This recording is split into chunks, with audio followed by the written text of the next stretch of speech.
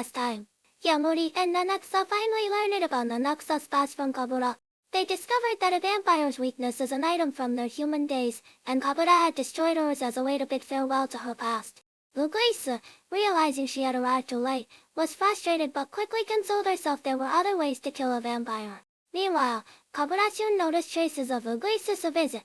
She thanked Nanaksa for warning her in time, otherwise Uguisa might have already killed her. After Kabura left, Nanaksa told Yamori that, thanks to his help, her memories seemed to be slowly returning. She took him to an overlook explaining that this used to be her favorite place. Whenever she was troubled, she would come here and wonder about the flickering lights in the distant city.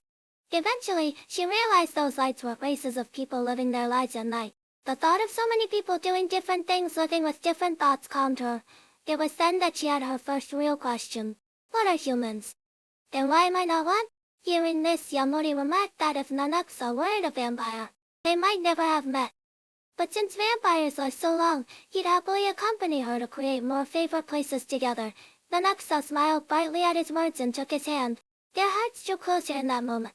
To protect themselves from Uguisa's attacks, the other vampires began gathering items from their human days. Midori headed to Akihabara for this purpose, and out of curiosity about Otaku culture, Nanaksa dragged Yamori along.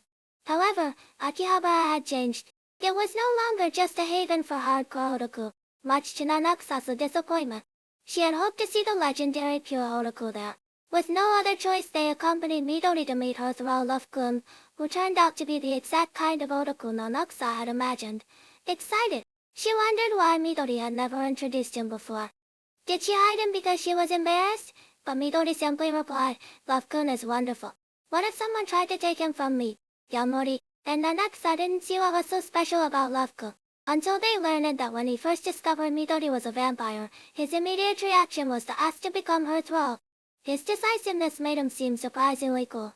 Yamori asked if Love-kun had thought Midori was joking, but Love-kun explained, I've always struggled with people so I lived alone. But Midori never looked down on me. Becoming a vampire or whatever. As long as I can stay with her, I'll do anything. That made him even cooler in Yamori's eyes. After learning about vampires' weaknesses, Love-kun understood why Midori had come. As her devoted fan, he had once researched her human life and collected many of her old belongings. Though reluctant, he decided to destroy them for her safety, but when it came to his weakness he stayed silent. The perceptive Yamori guessed it must be something related to Midori. Nanaksa jokingly suggested her underwear, but Love-kun clarified he got those after becoming a vampire, which raised questions they didn't have time to unpack.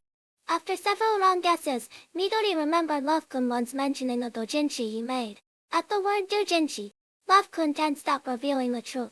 He confessed that after becoming a vampire, he found 500 unsold copies of a Midori-themed doujinshi he had drawn as a human. Rereading them was painful not because of attachment, but because the art was so bad it was basically a blacklist-worthy disaster. Still, for safety, they burned every copy. As the flames consumed his work, Love-kun could hold back tears. Nanaksa comforted him. The art was rough, but I could tell you put your heart into it. You can always draw a new one.